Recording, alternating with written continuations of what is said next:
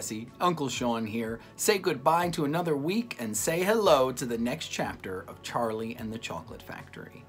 So, last week Auntie Di came in and she read chapter 13, and we got to see all of the 5 major child characters of our story come to get ready to enter Mr. Willy Wonka's chocolate factory. And we met Augustus Gloop, the greedy boy, and we met Veruca Salt, the girl who was spoiled by her parents.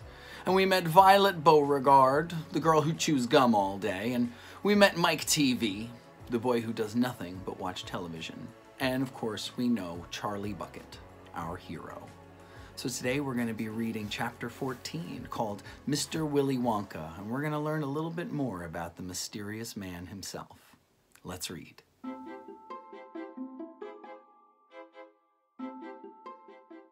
Mr. Wonka was standing all alone just inside the open gates of the factory. And what an extraordinary little man he was!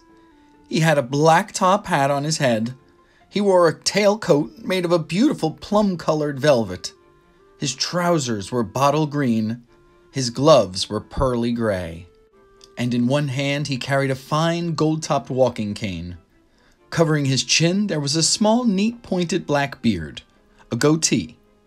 And his eyes were most marvelously bright. They seemed to be sparkling and twinkling at you all the time. The whole face, in fact, was alight with fun and laughter. And oh, how clever he looked! How quick and sharp and full of life!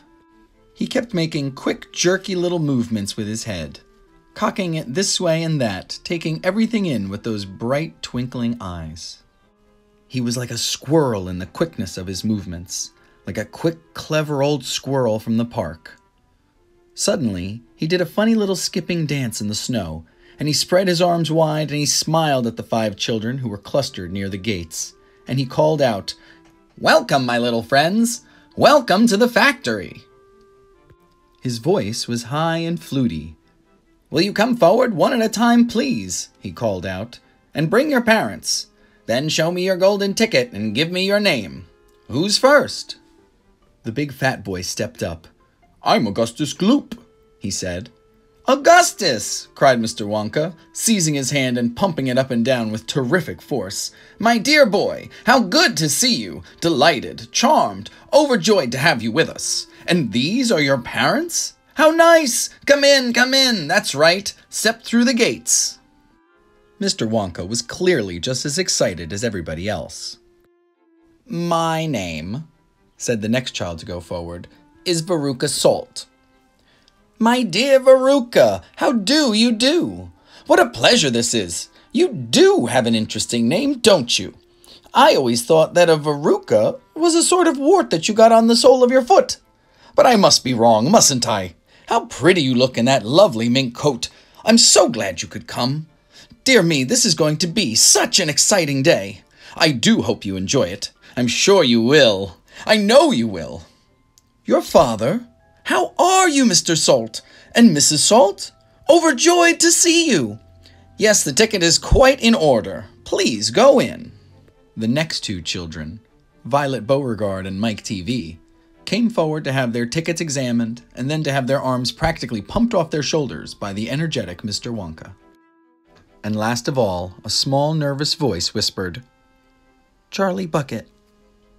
"Charlie!" cried Mr. Wonka. "Well, well, well! So there you are. You're the one who found your ticket only yesterday, aren't you? Yes, yes, I read all about it in this morning's papers. Just in time, my dear boy. I'm so glad, so happy for you. And this? Your grandfather? Delighted to meet you, sir. Overjoyed, enraptured, enchanted. All right, excellent. Is everybody in now? 5 children, yes, good. Now will you please follow me? Our tour is about to begin. But do keep together.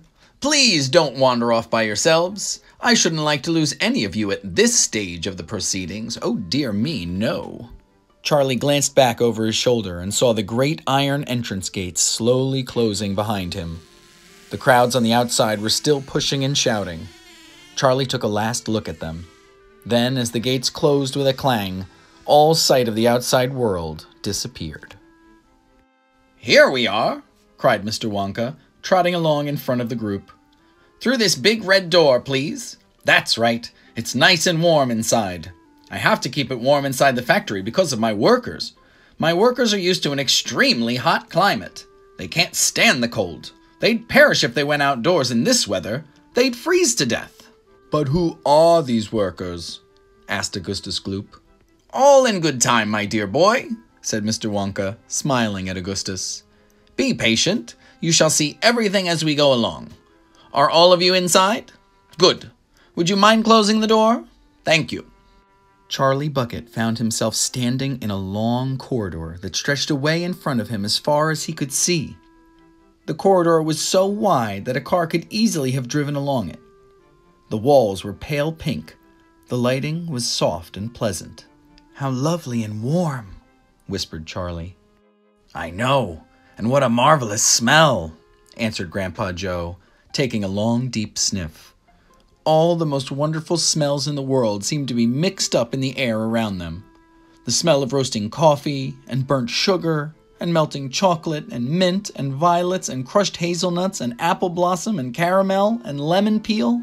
And far away in the distance, from the heart of the great factory, came a muffled roar of energy, as though some monstrous, gigantic machine were spinning its wheels at breakneck speed. Now this, my dear children, said Mr. Wonka, raising his voice above the noise, this is the main corridor. Will you please hang your coats and hats on those pegs over there, and then follow me? That's the way. Good. Everyone ready? Come on then, here we go. He trotted off rapidly down the corridor with the tails of his plum-colored velvet coat flapping behind him, and the visitors all hurried after him. It was quite a large party of people, when you came to think of it. There were 9 grown-ups and 5 children, 14 in all. So you can imagine that there was a good deal of pushing and shoving as they hustled and bustled down the passage, trying to keep up with the swift little figure in front of them. Come on, cried Mr. Wonka. Get a move on, please. We'll never get round today if you dawdle like this. Soon he turned right off the main corridor into another slightly narrower passage. Then he turned left. Then left again. Then right. Then left. Then right. Then right. Then left. The place was like a gigantic rabbit warren, with passages leading this way and that in every direction. Don't you let go of my hand, Charlie, whispered Grandpa Joe. Notice how all these passages are sloping downwards? Called Mr. Wonka. We are now going underground. All the most important rooms in my factory are deep down under the surface. Why is that? Somebody asked. There wouldn't be nearly enough space for them up on top, answered Mr. Wonka. These rooms we are going to see are enormous. They're larger than football fields. No building in the world would be big enough to house them. But down here, underneath the ground, I've got all the space I want. There's no limit, so long as I hollow it out. Mr. Wonka turned right. He turned left. He turned right again. The passages were sloping steeper and steeper downhill now.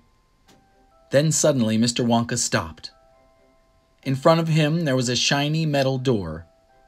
The party crowded round. On the door, in large letters, it said, "The Chocolate Room."